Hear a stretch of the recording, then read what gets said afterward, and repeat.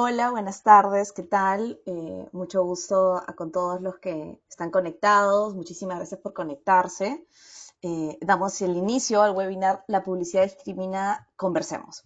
Soy Luisa Morcos, soy actual presidenta del Comité de Diversidad e Inclusión del IAB y hoy nos juntamos para conversar sobre ese tema tan importante, sobre todo en marzo, donde hay mucha reflexión alrededor de ello.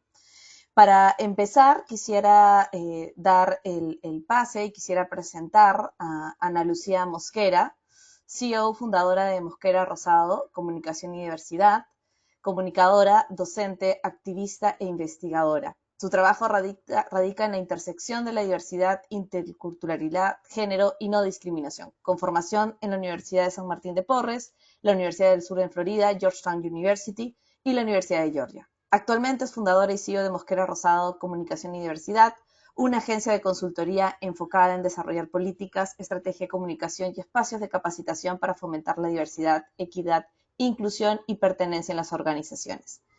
Le damos la bienvenida a Ana Lucía y ella nos va a compartir una pequeña reflexión para empezar este webinar. Bienvenida, Ana Lu. Gracias Luisa por darme el pase y muchas gracias por la invitación. Siempre es súper grato poder hacer estos espacios para hablar de estos temas que son tan necesarios. Yo, como mencionaste, soy comunicadora de formación, de hecho me especialicé en publicidad y relaciones públicas, entonces me tocó no solamente aprender un poco más del core de esta industria, sino también de reflexionar en mi práctica profesional sobre qué era lo que quería reproducir y qué cosas no quería reproducir también, ¿no? No sé si podemos compartir la presentación, por favor.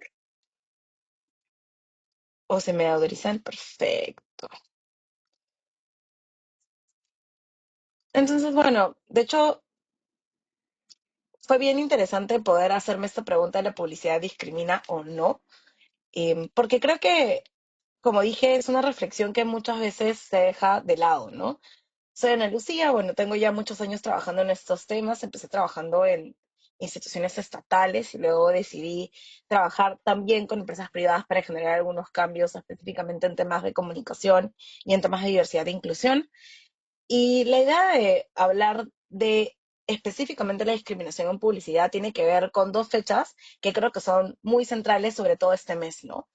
La primera es la más conocida o la más popular que existe, que es la fecha del 8 de marzo, que de hecho es una fecha que muchas veces asumimos como una fecha festiva, pero que es una fecha que está asociada a una tragedia, ¿no? La historia del 8 de marzo tiene que ver con la conmemoración de una serie de protestas que tienen como consecuencia la muerte de mujeres que reclaman por derechos laborales y también reclaman por tener o poder conseguir ciertas concesiones o tener ciertos derechos en la sociedad a partir del trabajo que hacen, del trabajo operativo en fábricas textiles principalmente.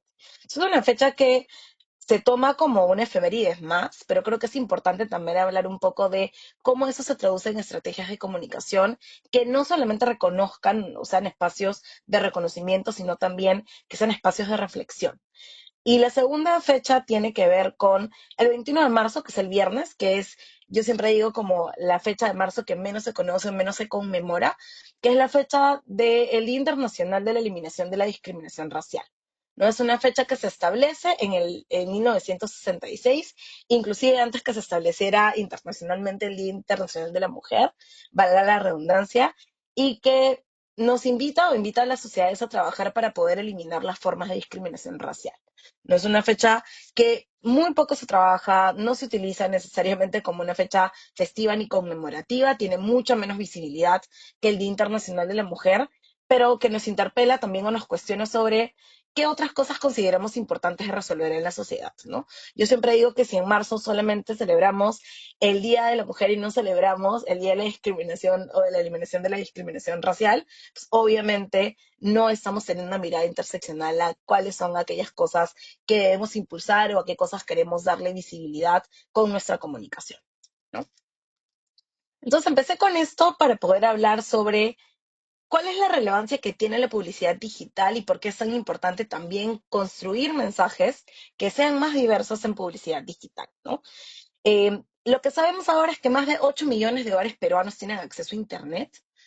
Y también sabemos que existe una gran oportunidad en poder trabajar o construir a partir de la comunicación desde la diversidad, ¿no? Partiendo de esta pregunta muy simple de si la publicidad discrimina, pues lo que podemos decir es que efectivamente discrimina, ¿no? ¿Cómo discrimina? Eso ya es un tema mucho más complejo de elaborar. Yo he colocado aquí dos cosas que creo que son centrales para poder entender cómo discrimina la publicidad. No necesariamente discrimina de manera consciente, de manera voluntaria. Muchas veces la manera en la que construimos mensajes o construimos representaciones tiene que ver también con los sesgos o los estereotipos que tenemos desde las mismas conformaciones de los equipos de comunicaciones. Y hay dos espacios mucho más tangibles en los que podemos ver que efectivamente la publicidad discrimina, ¿no? Lo primero está relacionado a la falta de diversidad. Eso es un tema que yo creo que viene solucionándose, viene trabajándose en los últimos años, pero que todavía tiene mucho espacio para explorar. Y lo otro está atado al primer punto, que tiene que ver con la representación. No solamente es importante generar representaciones o diversificar la comunicación y la publicidad, sino pensar en qué cosa estamos haciendo cuando planteamos esta mirada desde la diversidad. Y en ese sentido podemos hablar de representar desde el estereotipo, que también es una posibilidad cuando pensamos en diversidades, ¿no? O asumimos que tener diversidad es suficiente, o tenemos esta diversidad preocupando o teniendo estos roles estereotipados, basados en los sesgos que tenemos, y además estos sesgos que deberíamos empezar a eliminar o a reducir, sobre todo cuando estemos intentando plantear comunicaciones más diversas en general. ¿Qué cosas podemos saber ahora sobre temas de representación? En principio, podemos hablar de qué es lo que perciben las audiencias hoy, ¿no? Sabemos que el 54% de consumidores no se siente totalmente representado de manera cultural en publicidad digital. Cuando hablamos de mujeres, por ejemplo, podemos ver que existe una mayor posibilidad o probabilidad de ser mostradas con ropa insinuante, sexualizadas o hipersexualizadas, y también tienen una alta probabilidad de ser vistas eh, como objetos, ¿no? Ser cosificadas, ya sea visual o verbalmente en la construcción de la comunicación. Y también sabemos que cuando hablamos de poblaciones latinas, afrodescendientes, hay una probabilidad mayor a que sientan que sus identidades están asociadas a estereotipos o características negativas, ¿no? O en todo caso características que son estereotipadas. Todavía hay una prevalencia también en publicidad digital de ciertos roles o de ciertas visiones que se generan en relación a las poblaciones afrodescendientes o poblaciones racializadas en general, ¿no? Entonces, ¿qué es lo que podemos proponer desde una mirada de estrategias de comunicación digital inclusiva? Yo aquí me he enfocado no solamente en temas que tienen que ver con etnicidad y género, sino en todo lo que considero que tiene que ver con comunicación y publicidad inclusiva. Lo primero está relacionado a poder tener información sobre audiencias, ver quiénes son nuestras audiencias y ver que las audiencias sean diversas a partir de una escucha social y también pruebas de usuario.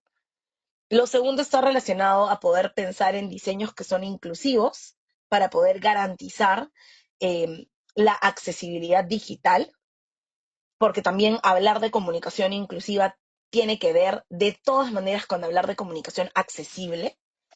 También podemos pensar en poder priorizar representación y priorizar voces diversas en las estrategias de contenido. Y finalmente, poder mantener esta seguridad de la marca sin comprometer la inclusión, ¿no? Que también es una cosa importante porque asumimos muchas veces que hay que alinearnos a los valores de la marca, hay que alinearnos a cómo la marca se representa o cómo se define, pero es posible también poder alinearnos a una comunicación inclusiva sin que la marca pierda valor. Más aún, ahora mismo sabemos que los consumidores actuales le dan mayor valor a marcas que representen la diversidad, pero que también sean consecuentes entre lo que comunican y lo que hacen en las organizaciones. Entonces, ¿qué podemos ver cuando hablamos de obtener información sobre audiencias diversas?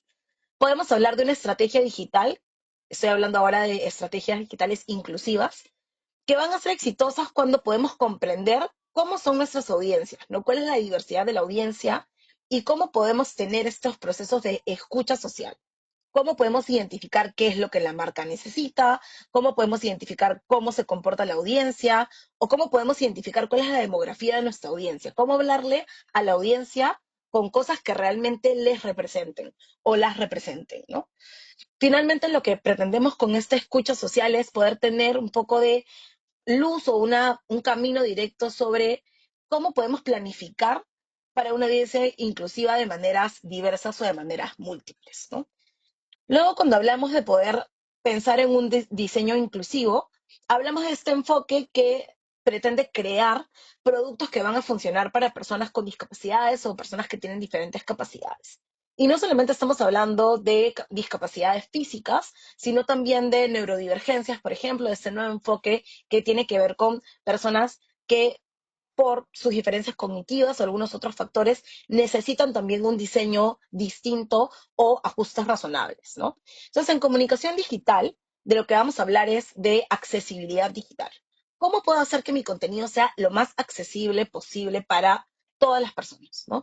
Para personas que tienen discapacidad visual, para personas que de repente tienen neurodivergencias, cómo realmente permeamos o creamos este contenido para pensar en un diseño inclusivo y garantizar accesibilidad digital, ¿no? Entonces, ¿qué pretendemos con la accesibilidad digital? En principio, contenidos que estén disponibles, que tengan esta característica de ser totalmente accesibles y que sean posibles de ser utilizables, ¿no? Esta característica de la usabilidad que se puede pensar también, sobre todo para tener en cuenta a personas con discapacidad. Lo siguiente está relacionado a priorizar la representación y las voces diversas. No me gusta mucho hablar de representación cuando estoy hablando de comunicación y diversidad, porque cuando pensamos, como decía, en representación, no solamente pensamos en quiénes se ven, sino cómo se ven estas personas, ¿no? Hay muchos ejemplos, creo que los panelistas y las panelistas van a presentar algunos ejemplos también de pensar en el fondo y la forma, pero hay muchos ejemplos de publicidad digital y publicidad también tradicional, entre comillas, que tiene diversidad, ¿no? Que se puede ver ampliamente diversa. Pero también podemos ver que hay una categorización de ciertos grupos, sobre todo comunidades representadas en roles específicos, ¿no? Entonces, poder pensar en la representación desde la forma y el fondo nos ayuda a repensar cómo podemos transformar mensajes, cómo transformamos elementos visuales y también cómo transformamos el marketing de influenciadores, que es algo que se utiliza muchísimo ahora en la publicidad digital. Entonces aquí yo he colocado tres preguntas y quiero detenerme un poquito en esto también, porque además como creadora de contenido es algo que he visto y he conversado con otras compañeras que son creadoras de contenido. Creo que es importante que como marcas pensemos quiénes son la imagen, ¿no? Cómo visualizamos a la imagen de nuestra marca y pensar realmente si esta imagen o esta idea que tenemos de quién debería representar a la marca no está acaso marcada por nuestros propios sesgos o por esta idea de pensar en lo aspiracional, que creo que es algo bastante desfasado, pero que todavía se ve, sobre todo si vemos que hay un estándar muy marcado en el marketing de influencers ahora. Y también pensar ¿qué pasa cuando trabajamos con influencers que no consideramos que son el estándar, ¿no? Que yo llamaría influencers que no pertenecen a grupos hegemónicos, ¿no? Me ha pasado bastante a mí, creo que a otras compañeras también, que yo, por ejemplo, que trabajo y tengo algunas cosas o contenidos en redes sociales, soy muy poco atractiva para muchas marcas, ¿no? Porque hablo de temas sociales, porque no represento esta vida o esta idea aspiracional, porque hablamos de temas que son complicados o difíciles. Y realmente puede pasar que cuando hay influencers que tienen ciertos espacios para poder desarrollar contenidos, esos contenidos son contenidos súper específicos, ¿no? Entonces, ¿quiénes son la imagen de nuestra marca y también qué representan, ¿no? ¿Para qué tenemos influencers que no son hegemónicos o que no necesariamente son ese estándar? Y lo último que creo que también tiene que ver con un tema de establecer relaciones justas es que pensemos cómo establecemos relaciones comerciales con influencers de grupos subrepresentados.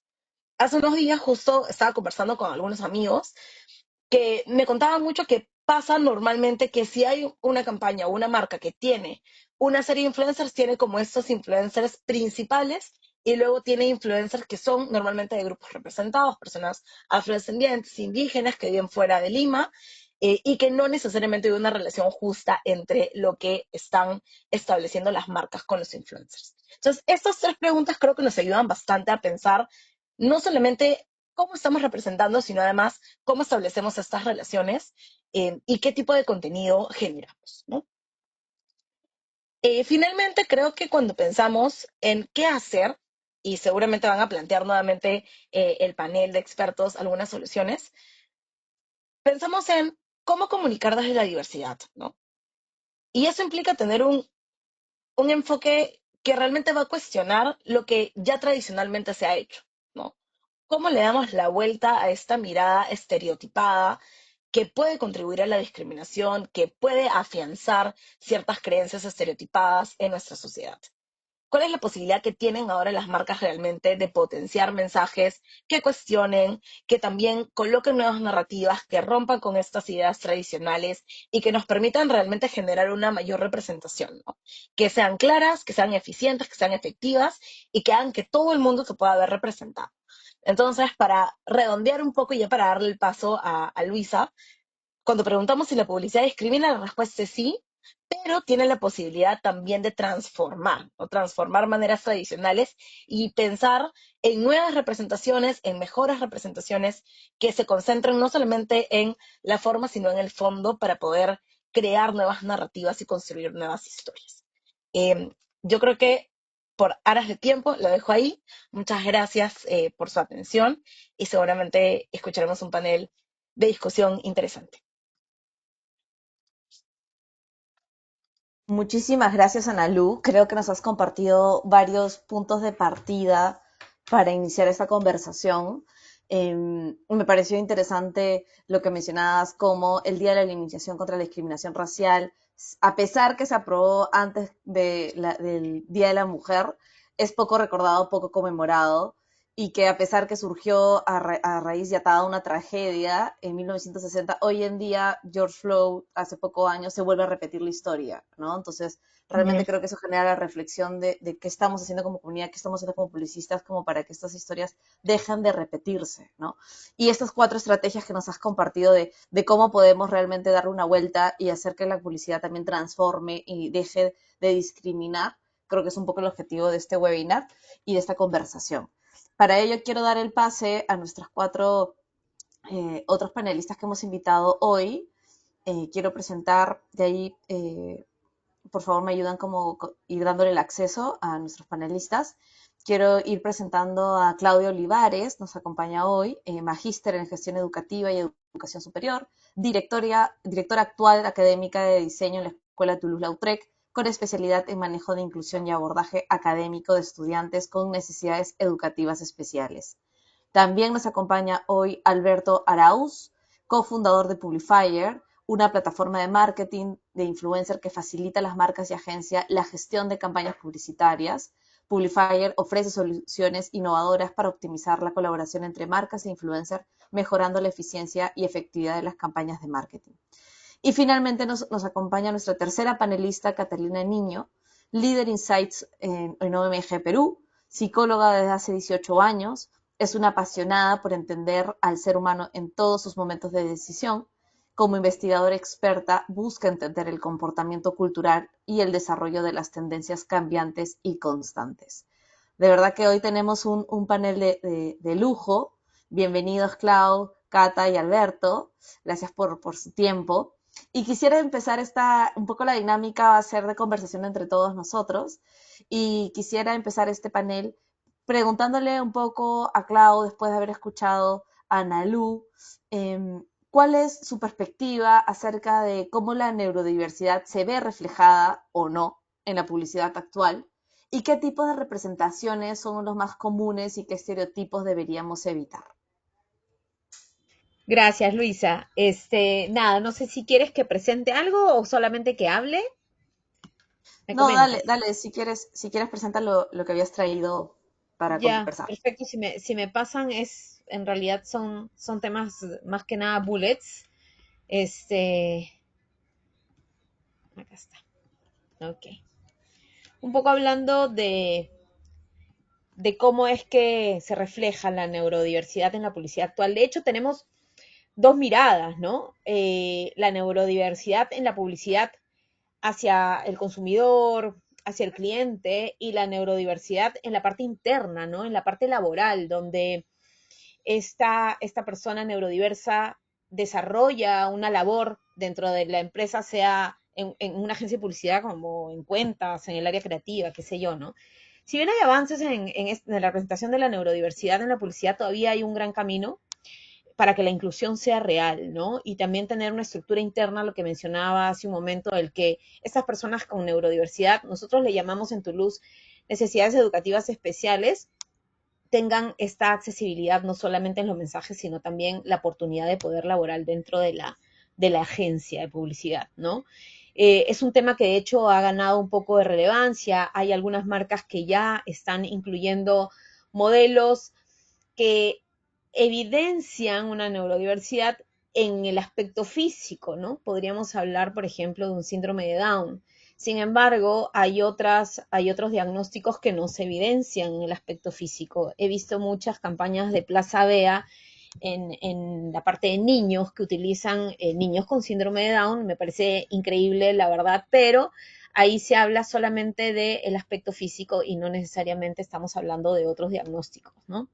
También tenemos marcas de tecnología o marcas de juguetes que han creado productos accesibles para personas con alguna sensibilidad, porque hablemos de que existen miles de diagnósticos, ¿no? Y la inclusión tiene que estar abierta a estos miles de diagnósticos y cada vez salen más diagnósticos diferentes.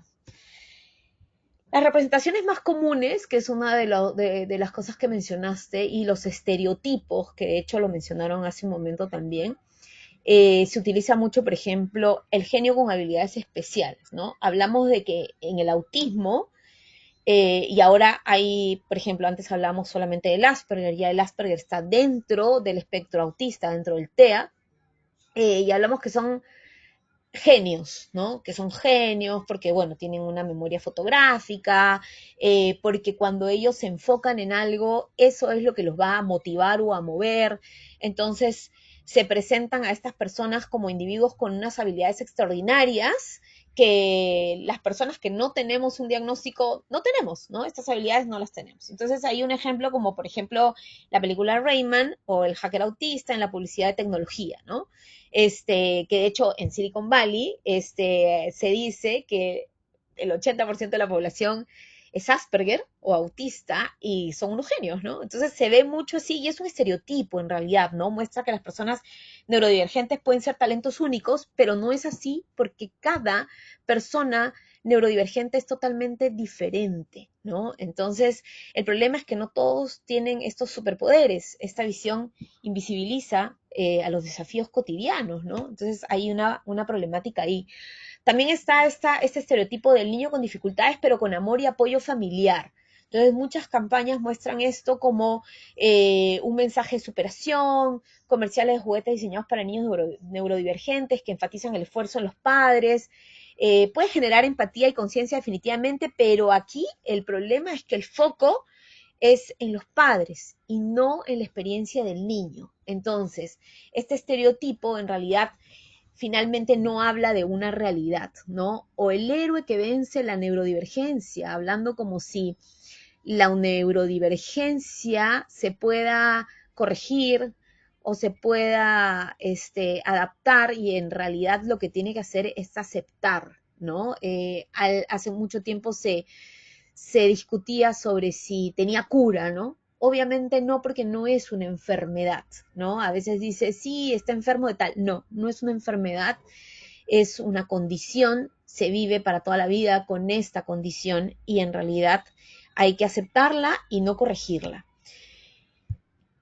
Hay una agencia de publicidad, La Casa de Carlota, yo no sé si la han escuchado hablar, pero es una agencia de publicidad modelo que en realidad abrió aquí en Perú, pero lamentablemente ya no está, donde el área creativa está enfocada y tiene a sus colaboradores y ahí hablamos de la mirada interna de una agencia de publicidad, no solamente hablando del mensaje publicitario, sino hacia adentro, ¿no? Una agencia de publicidad que contrata creativos con síndrome de Down. Las personas con síndrome de Down tienen una creatividad espectacular que está invisible, ¿no? Entonces, estos chicos que trabajan en el área creativa de la agencia La Casa de Carlota, tanto en España como en Colombia, desarrollan una cantidad de productos impresionantes, ¿no? Etiquetas para vino, afiches para festivales, ellos manejan el color de manera natural, ¿no? No es aprendido necesariamente, ¿no? Esta empresa ha sido reconocida por los World Down Syndrome Awards en el 2023 y bueno, probablemente muchos premios más, ¿no? Entonces, en realidad son mensajes que nos permiten aprender de lo importante que es incluir a estas personas no solamente en la industria publicitaria, sino en todas las industrias, ¿no? Un poquito de números para poder entender. Según la investigación del CIP, que es la Conferencia Internacional sobre la Población y el Desarrollo, en colaboración con los especialistas en formación en neuroinclusión corporativa Optimize, 1 de cada 5 empleados neurodivergentes ha sufrido acoso o discriminación en el trabajo debido a su neurodivergencia. Algo que pasaba también en nuestra, bueno, no digo nuestra, probablemente en mi época, es que no existían los diagnósticos. Se podría hablar de autismo quizá, pero no de los miles de diagnósticos que existen ahorita. Entonces, evidentemente no éramos diagnosticados, ¿no? Teníamos alguna problemática en el colegio, pero habían más etiquetas de que el ocioso, el vago, el burro, el qué sé yo, y no era un enfoque más de neurodivergente, ¿no? Por ejemplo, yo hace un mes recibí un diagnóstico de TDAH. Tengo casi 55 años, ya mis 54 años me hice la prueba y he sido diagnosticada como TDAH. Entonces siempre sufrí esto de que no me concentraba en el colegio, de que era hiperactiva, y era más te señalan como tal, pero en realidad no miran ese talento que yo podría haber tenido mucho antes, y se vuelve invisible, ¿no? Entonces, la neurodiversidad se refiere a las diferencias naturales en la función cerebral humana y los rasgos de comportamiento.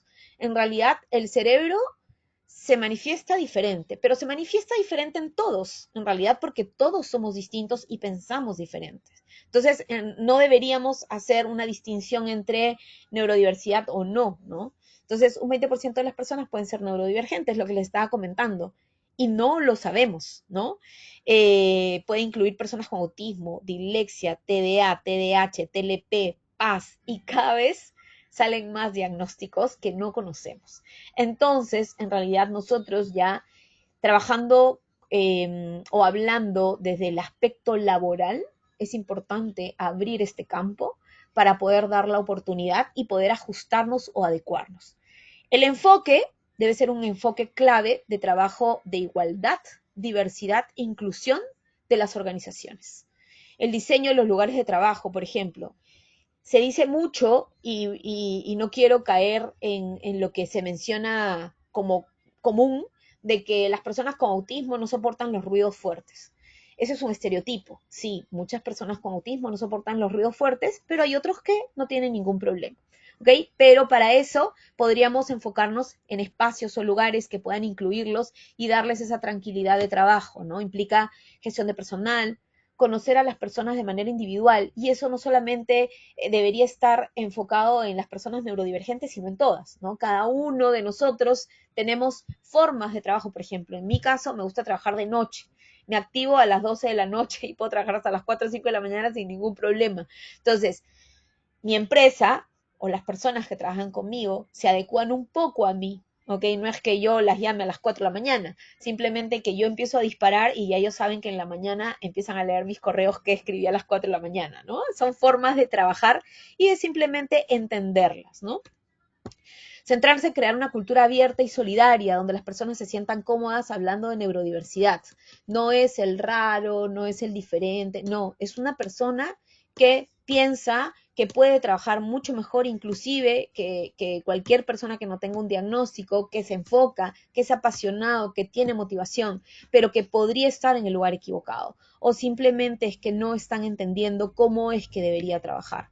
Dejarse guiar por cada empleado en cuanto a lo que necesita para rendir al máximo, ¿no? Hace mucho tiempo nosotros colocamos a un estudiante de Toulouse con autismo en una productora de animación. La mayoría de chicos con necesidades educativas especiales entran a esta parte tecnológica. Y cuando hablamos con el director de la productora nos dijo, quiero más como él, porque son enfocados, porque realmente, y no quiero caer tampoco en el estereotipo, pero en realidad su enfoque es muchísimo mayor que cualquier persona sin diagnóstico, ¿no? Estos ajustes pueden incluir el uso de auriculares, zonas de silencio y espacios de trabajo con más luz natural o bandejas para archivar, ¿no? Y por otro lado, el trabajo flexible, entender los tiempos de las personas, permitir que todos prosperen. Yo quería mostrarles 3 ejemplos de 3 personas increíbles con las que yo estoy trabajando todo lo que es su marca personal, que son profesionales de la industria, de la creatividad y la innovación, pero que lamentablemente por la neurodiversidad actualmente todavía están en búsqueda laboral. Entonces, sí es importante visibilizarlos. Son artistas increíbles. Acá los pongo en su LinkedIn porque yo ayudo a que ellos manejen sus LinkedIn para que puedan darle una mayor visibilidad. Todos son egresados y estudiantes de Toulouse. Eso es lo que yo quería más o menos compartir para poder entender que la inclusión está orientada no solamente al tema racial, al tema de la mujer, al tema LGTB, sino también a la neurodiversidad, entender que existen personas que a veces no son visibles tanto del lado publicitario en el tema de el anuncio, sino también del lado interno en el tema laboral. Gracias, Luisa. Muchísimas gracias, Clau. Creo que has compartido varios puntos interesantes. Me llama mucho la atención lo que mencionabas al inicio, ¿no? Sobre cómo también hay enfoques que perpetúan los estereotipos, ¿no? Como el hecho de ver a la persona neurodivergente como el héroe, ¿no? Que al final muestra cómo perpetúa que la diversidad, la neurodivergencia es una enfermedad y no es un tema de aceptar, o como genio, o como el del amor de la familia, que también lo sigue tratando como enfermo, y, y muchos otros puntos más que nos llevamos el día de hoy como para reflexionar. El caso de la casa de Carlota me parece algo interesante que explorar y también de revisar para que también nos pueda servir a nosotros como publicistas como inspiración. Ahora quisiera darle el pase a nuestra segunda invitada, a nuestro segundo invitado de hoy, la presencia masculina en este webinar, a Alberto, y de Publifier. Y Alberto, cuéntanos desde tu experiencia, ¿qué opinas tú de cómo y qué rol juegan las herramientas de segmentación y la tecnología en la creación de campañas con influencer? Hola con todos, ¿cómo están? Buenas tardes. Eh, la verdad que es muy interesante todo lo que han expuesto hasta ahora panelistas y gracias por permitirme ser parte de este panel. Eh, Acuso un poco de mucho interés y la verdad que aprendiendo de cada cosa que dicen. Creo que la industria de los influencers es una industria hoy que todos comentamos, que la vivimos en el día a día, una industria muy creciente, lo que la hace también una industria que hasta el día de hoy no tiene todavía las reglas tan claras, como le pasó hace mucho tiempo con la televisión, luego la publicidad digital, pues el siguiente pues mercado que está creciendo de una manera importante a nivel regional y a nivel mundial. Yo tengo la fortuna de estar inmerso en esta industria ya desde hace 3 años. Vengo del mundo del marketing, de las ventas, he trabajado siempre con multinacionales y hace poco tiempo estoy emprendiendo. Ser empresario es un gran reto y justamente en ese camino pues nos hemos encontrado también con temas de interés público, de interés de las marcas, también del interés de nosotros como intermediarios, porque Publifier ofrece servicios a marcas y agencias para conectarlos con influencers o conectar a influencers con marcas, todo tipo de influencers, principalmente la base de la pirámide, principalmente micro y nano creadores de contenido con 50.000, 20.000 o hasta 5.000 o menos, que son para algunas marcas, no son visibles. Gracias a Publifier les damos la oportunidad de conectarlos con empresas y marcas increíbles que, que son de nuestro día a día, así como son marcas gigantes, marcas importantes. Está de por medio también la responsabilidad de ellos, pues de no caer en una publicidad discriminatoria. ¿Qué rol tienen las herramientas como Publifier?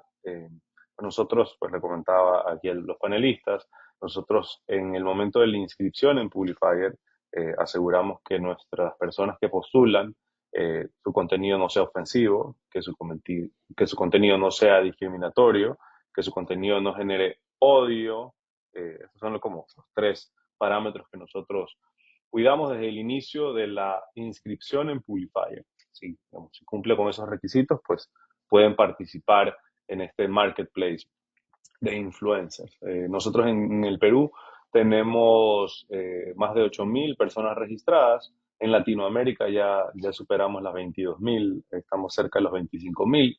Eso conlleva también una gran responsabilidad, no solo educar a las marcas, primero educarnos nosotros, que creo que somos los principales responsables, educar a las marcas, que creo que las marcas con las que trabajamos llevan y promulgan ese sentimiento de cuidar mucho los diferentes targets y a su vez también a los creadores de contenido que trabajan con nosotros. Herramientas como Publifier, hay otras también como Creators IQ, que es una marca internacional mundial conocida, en donde revisan pues no solamente los datos que, que principalmente son de conocimiento público, como el número de seguidores, luego engagement, audiencia, alcance o otras cosas, pues también vemos las temáticas, llegamos a la profundidad junto a estas herramientas que he mencionado, Publifier o Creators IQ, llegamos a ver también los sentiment que comentaban anteriormente, el sentiment para ver también cuáles son los temas o tópicos que normalmente hablan con su audiencia. Y me parece interesante también ver por el lado de Publifier, 13 de cada 20 creadores de contenido que participan, que han monetizado con Publifier son mujeres, principalmente de niveles socioeconómicos medio bajo, lo cual como estamos inyectando un poco de dinamismo en la economía. Parte de nuestra misión también es formalizar a todos estos creadores de contenido y esa formalización va de la mano con capacitación y creo que eso les ayuda también a ellos a crear valor a sus audiencias. Es lo que nosotros buscamos también con ser parte de esta discusión o de esta conversación, también aprender y ver, he escuchado algunas cosas que considero poder también aplicar en el día a día de la gestión. Eh, por ejemplo, nosotros basamos mucho en la objetividad de los datos, revisar las bases de datos, ¿verdad?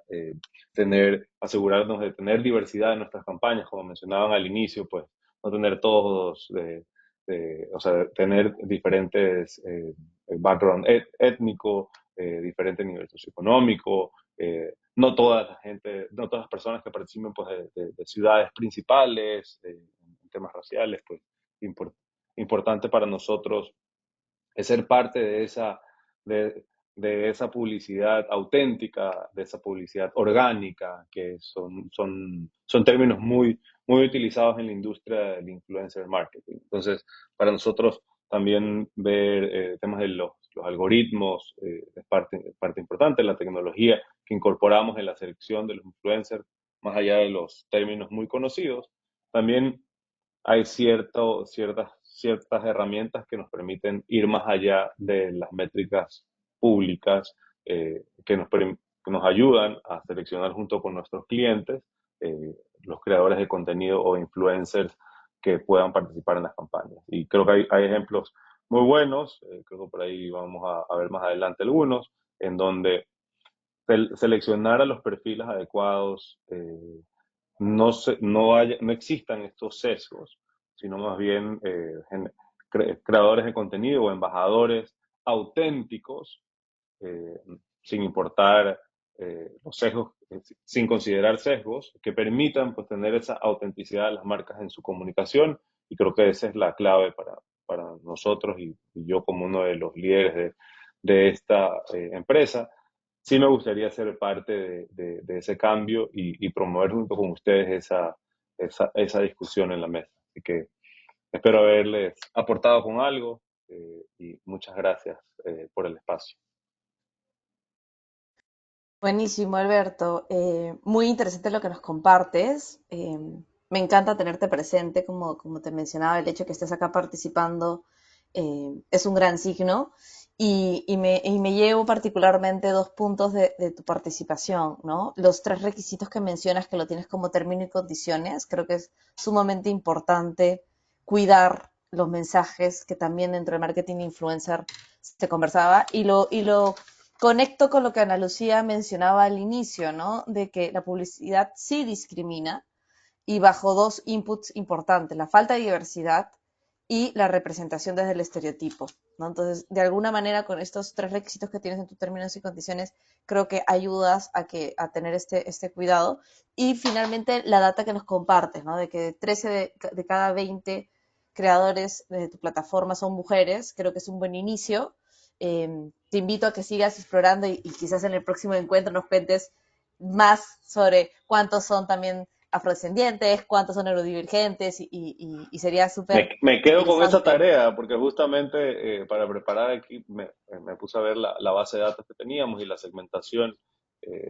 También creo que me dejaron ahí con alguna tarea, algún dato que me encantó y que les compartía, era aparte de que han monetizado, también hay mucha gente que aún no monetiza en Publifier, pero tenemos un 73% de personas inscritas a nivel latinoamericano en Publifier que son mujeres.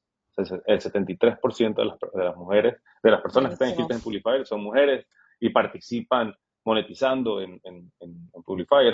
Hay muchas variantes y datos que podríamos profundizar en algún momento como para extraer información relevante pues para la discusión. Con gusto lo que pueda aportar, cuenten conmigo. Buenísimo. Muchísimas gracias, Alberto. Y ahora pasamos a nuestra última panelista, más no la menos importante, sino a Catalina. Cata, como mencioné al inicio, es líder de Insights en OMG y bueno, y tiene muchísima experiencia desde el entendimiento del ser humano en todos sus momentos de decisión, como mencionábamos. Cata, cuéntanos, para ti, ¿qué ejemplos concretos de estereotipos o prejuicios hemos visto en la publicidad digital peruana? Hola Luisa, hola a todos. Bueno, de hecho, algo que yo te comentaba a ti al principio cuando estuvimos charlando sobre este tema, yo te decía que me parecía un tema súper interesante, pero a la vez es súper retador, ¿no? Porque pensar en cuáles son los ejemplos que son discriminantes así fácticos, pucho, no podría llegar a decir como todos, ¿no? Porque a la final creo que estamos también en una publicidad y en un estadio en nuestro país que la tradición es demasiado fuerte, ¿no? Entonces, sabemos también que cuando pensamos siempre en publicidad, pensamos mucho en televisión, pensamos mucho en radio y obviamente ahí le estamos hablando a una masa mucho más grande. Entonces se piensan a veces mucho las publicidades y las comunicaciones precisamente desde esas grandes miradas, ¿no? O sea, le voy a hablar es a un grupo mucho más grande, donde claramente ahí, pues, si le voy a hablar de los electrodomésticos, claramente tiene que ser a una ama de casa súper tradicional, porque claramente los señores no compran ollas, pareciera. Y porque si vamos a vender carros, entonces es muy posible que tengamos que hablarles a los señores, porque claramente las señoras no manejan, ¿no? Pero el mundo digital sí nos puede llegar a dar cierta visibilidad y tal vez ciertos permisos de poder ver cómo podríamos hablarle a otro tipo de segmentos, ¿no? Y ahí, por ejemplo, todo este mundo que Alberto nos decía de la segmentación es súper importante porque precisamente permite ampliar mucho más el espectro. Desafortunadamente creo que también el mundo digital facilita demasiado son estas micro tendencias, ¿no? Y las micromodas, porque la verdad es que ya tendencias casi que ni existen, porque todo entra y sale en par segundos. Entonces el washing es muy fácil de tocar en estas fechas importantes, con estas audiencias importantes. Entonces, hacer saludos a las banderas es lo más fácil. a pesar de que tal vez ahorita están pasando y se están dando cambios, ¿no? Yo traje tal vez dos ejemplos. Bueno, un ejemplo de lo que hemos visto no es muy reciente, pero tal vez es uno de esos ejemplos donde uno dice, wow, o sea, esto pasó por todos los ojos del mundo y nadie dijo nada, ¿qué pasó, no? Entonces, si me regalan acceso para compartir, porfa. Ya, genial. Eh,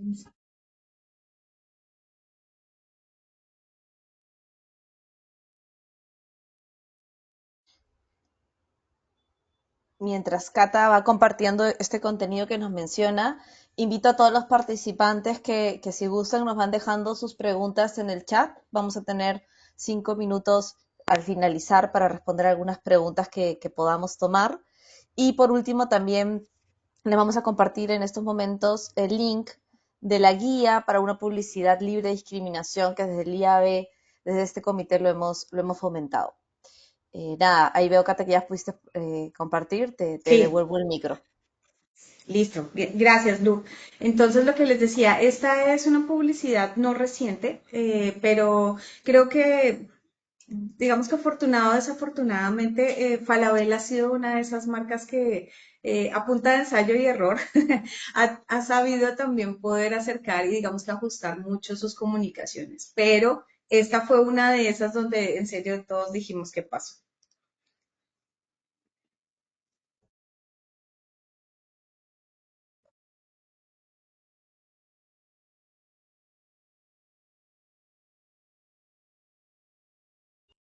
Cata, ¿le pusiste play? Porque estamos viendo solo el PPT en modo edición, más no en modo presentación, y no escuchamos Ah, no. el video. Ah, sí, mira cómo está saliendo. No, sí, de hecho le di en modo presentación. ¿Me pueden volver a dar acceso, please?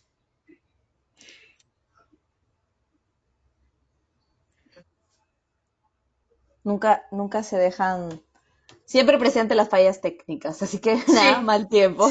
sí, no, no, no Mal pasa tiempo. nada, sino yo se los cuento. O sea, la verdad era como estas, bueno, esta y muchas de las publicidades de Falabella han tenido como estos, digamos que estos leves intentos de, ok, vamos a hablar, vamos a colocar entonces dos mujeres de diferentes etnias, ¿no? Una mujer afrodescendiente y una mujer blanca, pero resulta que en el speech la mujer blanca dice que porque su compañera Rumi se acostó en el colchón, entonces ahora tiene que voltear el colchón, una cosa así. Entonces es como, wow, ¿qué pasó en ese momento? O de repente cuando empezaron a hacer todas las inclusiones de las diferentes etnias, digamos que empezaban a colocar es como todas estos estereotipos, ¿no? La mujer andina, perfecta, de tez perfecta, que no necesariamente es la que estamos trabajando en todos lados, ¿no? Entonces, hay muchos casos donde incluso sí se ha buscado como ese blanqueamiento cultural, ¿no?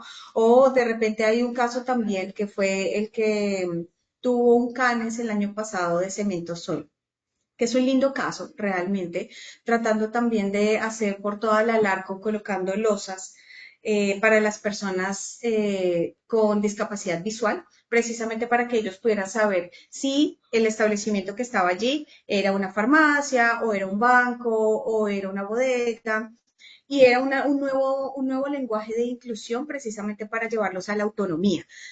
Digamos que en ese punto era muy interesante y tal vez lo que decía ahorita Clau, claro, empezar a hablar de otro tipo de discapacidades o de capacidades especiales que efectivamente hacen que hablemos de más sociedad. El problema es que tantas personas con discapacidad visual pasan por esa calle, por ejemplo. Si eso lo están haciendo solamente para esa calle, lo van a hacer para otras calles, o solamente es como el evento para poder llegar a un premio y ya, ¿no? Entonces, ¿hasta qué punto realmente las marcas lo que están buscando hacer es no solamente hacer la inclusión porque hay que hacerla, sino realmente porque hace parte de sus propósitos, ¿no?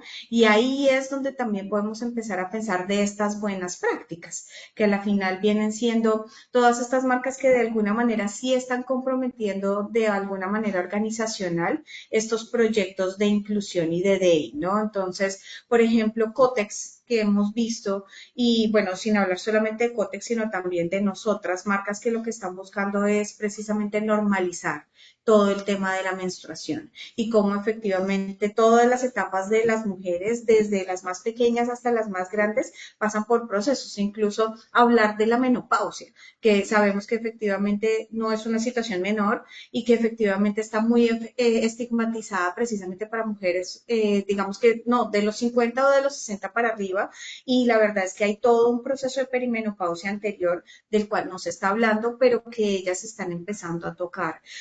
O por ejemplo lo que ha hecho también un Starbucks que está tratando de incluir a personas mayores dentro de todo su equipo de trabajo para los locales, ¿no? O sea, sin pensar, por supuesto, en una explotación, sino por el contrario, lo que están tratando es de mantener a estas personas que son enteramente activas y que de hecho disfrutan muchísimo de la interacción social, haciéndolas parte también de estos servicios sencillos que puede ser, por ejemplo, servir solamente los americanos. No tienen que hacer ningún tipo de elaborados pedidos ni demás. Entonces, y el último, que tal vez para mí me parece que tiene un compromiso interesante dentro de su propuesta, es lo que está haciendo YAPE actualmente. Hizo el lanzamiento para el Día de la Mujer y fue precisamente empezar a enfocarse en los deportes que tienen un tipo de participación femenina. Entonces, están apoyando y patrocinando a 4 de los 8 equipos de fútbol femenino. Claramente uno ahí hace una pregunta de por qué no los 8 y solamente 4, pero ya es un primer paso. Y por otro lado, están dándole visibilidad al boli. Entonces, lo que están haciendo es, tienen buses para que la gente vaya y pueda ir a los partidos, porque básicamente el tema es de que no hay público porque los partidos son demasiado lejos. Entonces, ellos están adecuando una serie de buses en ciertos puntos para que la gente pueda ir a apoyar a los equipos. Entonces, fíjate, es también cómo le empiezan a dar visibilidad también a otro tipo de espacios, pero que no se quede solamente como en el one shot, que es finalmente lo que puede llegar a pasar mucho en el mundo digital, ¿no? Y es nuevamente el tema de aparezco, desaparezco y vuelvo y aparezco el otro año o en la siguiente campaña, pero no tengo una comunicación constante frente a ello, ¿no? Entonces, ¿cómo es de importante precisamente hacer esa visibilidad y esos primeros pinitos con respecto a cuáles son esas diversidades a las que hay que hablar? Dentro de un estudio que nosotros realizamos internamente que se llama 1000 peruanas y 1000 peruanos dicen, eh, algo que nosotros les preguntamos es precisamente cuáles son esos temas que quieren que las marcas hablen y cuáles son los temas que quieren que las marcas se involucren. Entonces, algo que hemos visto mucho es que dentro de lo que se habla se busca muchísima capacitación con respecto a temas tan sencillos como la diversidad, como la migración, por ejemplo, las comunidades migrantes, o de repente también la relevancia que puede llegar a tener. Mira, algo tan sencillo como las nuevas familias, por ejemplo. Todas estas familias dinkies que ahora lo que buscan es que sus hijos o sus nuevos miembros son mascotas.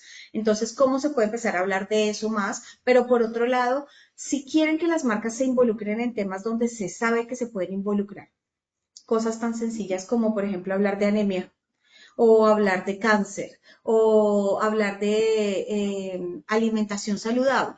Pero fíjate que de ahí para arriba ya estamos hablando de temas de empoderamiento femenino, diversidad, discapacidades y otro tipo de temas donde efectivamente las marcas sí podrían llegar a hacer algún tipo de acción directa.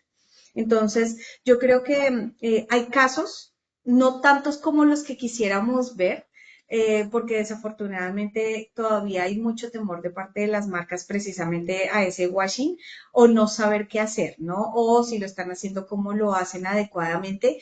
Yo creo que ahí lo que también tiene que pasar es que dentro de los equipos de medios, marcas, comunicación, marketing, tiene que haber un especialista dentro del tema de género y diversidad de todas maneras y desde todas las diversidades, porque la verdad ese es un punto que no necesariamente se toca y que tiene muchísima oportunidad y kilometraje para poder en algún punto llegar a decir, o sea, ya no estamos hablando de personas A, B, C o X, Y, Z, sino de personas en general, ¿sí? Y sobre esa base construir.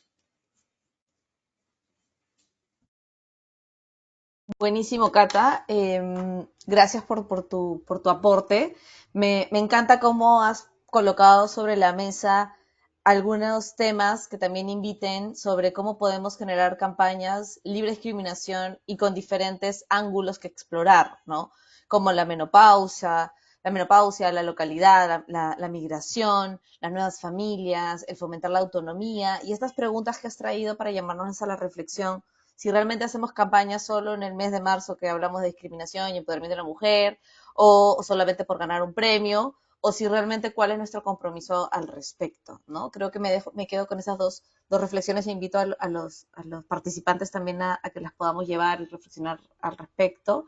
Y nada, el tiempo se va agotando de nuestro webinar. Hemos recibido acá una pregunta que a todos los panelistas se la comparto, se las leo. Por ahí sí me ayuda también, deciría a quizás traer de vuelta a Nalu para que también se sume a la respuesta si gusta. Y tenemos esta pregunta de los participantes del webinar. Tomando como ejemplos la campaña de Skims con Kim Kardashian, gigante en el Times Square, o sea, hace poco se puso una estructura gigante de varios metros en el Times Square de una mujer en bikini hecha, ¿no? Como campaña de Skims o la reciente campaña del SP con la chica de No Acepto, se podría decir que en la búsqueda de llamar la atención se está retomando casos de discriminación en la publicidad. ¿Qué opinan?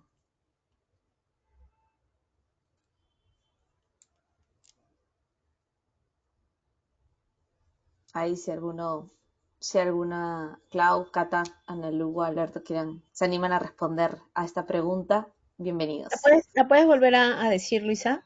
Sí, claro. Tomando como ejemplos la campaña de Skims con Kim Kardashian, gigante en el Times Square, o la reciente campaña del BCP con la chica No Acepto, ¿se podría decir que en la búsqueda de llamar la atención se están retomando los casos de discriminación en la publicidad? Yo diría que no. Yo simplemente creo que o sea, aprovechar el momento, ¿no? Aprovechar la tendencia tiktokera pero no, diría que no. Tú dirías que no. Por ahí en la Lu, Cata, Alberto, ¿qué opinan? Difícil, o sea, en el tema, por ejemplo, de Kim Kardashian, hablamos claramente de su cuerpo como su principal activo, pero también hay que tener en cuenta que eso forma parte de cómo ella ha construido su marca, ¿no?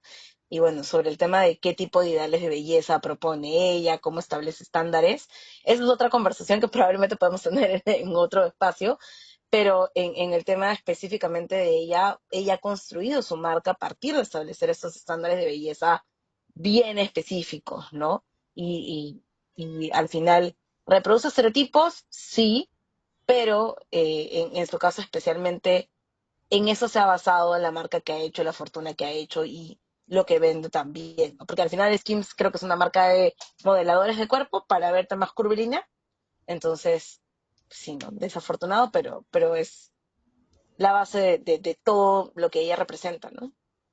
Mm, buenísimo. Em, Nada, Cata, Alberto, si desean agregar algo. Sí, muy alineada con Claudia Nalude, la verdad es que son, eh, o sea, creo que el de Kim Kardashian ya es una marca ya para analizar de entrada, ¿sabes? O sea, ella y pues todo su equipo de comunicación claramente sabe lo que está haciendo y desafortunadamente siguen generando estereotipos, ¿no? Y que sabemos que de todas maneras seguimos en una sociedad que a pesar de que quiere romper esos estereotipos, sigue pensando en eso, ¿no? Somos mujeres que todavía traemos esa carga y yo como colombiana creo que la tengo pero marcadísima. Entonces sí es un tema difícil que definitivamente sí nos da para otro webinar. Creo que acciones como las de Yape, digamos que a nivel publicitario son muy inteligentes de aprovechar la oportunidad de tener un músculo económico interesante para poder hacerlo, ¿no? Pero pues definitivamente eso, ¿en qué va a caer? ¿Sabes? O sea, finalmente, cuál es la respuesta frente a ello desde una perspectiva de integración social, ¿no? Ahí Hmm. es donde uno queda como con la duda un poco. Y es porque, bueno, si no hubiera sido ella, si no hubiera sido otra persona en ese otro mismo contexto, hubieran caído allá. ¿Sí me explico? Entonces, no necesariamente es que converse con su propósito en ese sentido, sino fue más como aprovechar una tendencia. Hmm. Sí. Sí, Yo soy... por mi lado Dale, Luis. ahí, disculpa, Lisa, sí, yo por mi Dale, dale. lado coincido mucho lo que han dicho. Creo que podemos analizar esos temas quizás más amplios en otro foro. Creo que también parte de la magia de la publicidad es aprovechar las tendencias de manera, digamos, elegante, ¿ya? Sin llegar al tono vulgar, ofensivo y demás adjetivos que creo que debemos de cuidar. Pero yo no creo, yo considero que hay muchas tendencias que, son, que las compartimos porque consideramos que son chistosas, sin necesidad de llegar a lo vulgar, a lo ofensivo. Eh, y creo que hay una línea delgada, ¿no? Yo no le puedo poner nombre ni apellido porque la mayoría de estas campañas pueden ser de clientes míos, pero sí considero que hay esa línea delgada entre ser chistoso y ser vulgar. Entonces creo que esa línea hay que cuidarla. Seguramente muchas de estas empresas hacen estudios antes de lanzar alguna propuesta como cualquiera de las que hemos mencionado y a- atacan un target, tienen un objetivo, atacan una audiencia que es interesante para ellos y sí, sí, porque yo les cuento, yo antes de mi mundo influencer fui gerente de asuntos corporativos en otra industria gigante, industrias sensibles, y fui presidente del comité de comunicación. Y éramos literal la policía dentro de esta empresa para asegurarse que la publicidad era bebidas alcohólicas, que la publicidad de estas marcas pues, cumpla con un código de comunicación. Entonces esas cosas pues pasan normalmente por estos filtros. Y creo que es el tema para otra discusión. Si quieren, pues con gusto las acompaño, siempre abierto a generar un poco la discusión en la industria publicitaria. Muchas gracias. Buenísimo, buenísimo.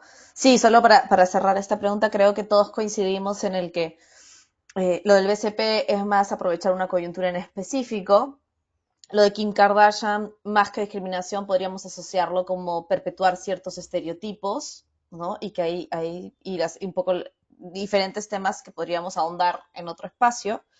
Y creo que lo importante y que cierro este webinar es, creo que el reto está en identificar estos sesgos, ¿no? Porque muchas veces en los grupos de publicidad asociamos que la mujer tiene que estar en la cocina y el hombre debe estar manejando el carro, o colocar a la persona, al ladrón, con ciertos estereotipos. Hay un estudio de Meta que se hizo en 2021 que muestra que los latinos, afrodescendientes, usualmente se les ponen las fotos como roles de personas asociadas a estereotipos negativos. El ladrón, el drogadicto, el que te estafa, y usualmente solo la persona blanca es el héroe de los storytelling, ¿no? Entonces, creo que es importante analizar, y algo que todos han dicho en su charla es no solamente pensar este análisis en televisión, sino también en la elección de los influencers, en las acciones que realizamos, en todo nuestro ecosistema de campaña. Nada, siendo las 6:20, les hemos robado 20 minutos más de su tiempo. Les quiero agradecer a Analu, Clau, Cata y Alberto una vez más y a todos nuestros participantes de este webinar. Espero que no sea el último y podamos seguir reflexionando sobre este tema. Los invito a que descarguen nuestra guía de publicidad libre de discriminación. Y nada, doy por concluido este webinar. Muchísimas gracias a todos los participantes, a nuestros panelistas y adelante en este desafío de realmente seguir generando esta publicidad que transforme y deje de discriminar. Muchas gracias.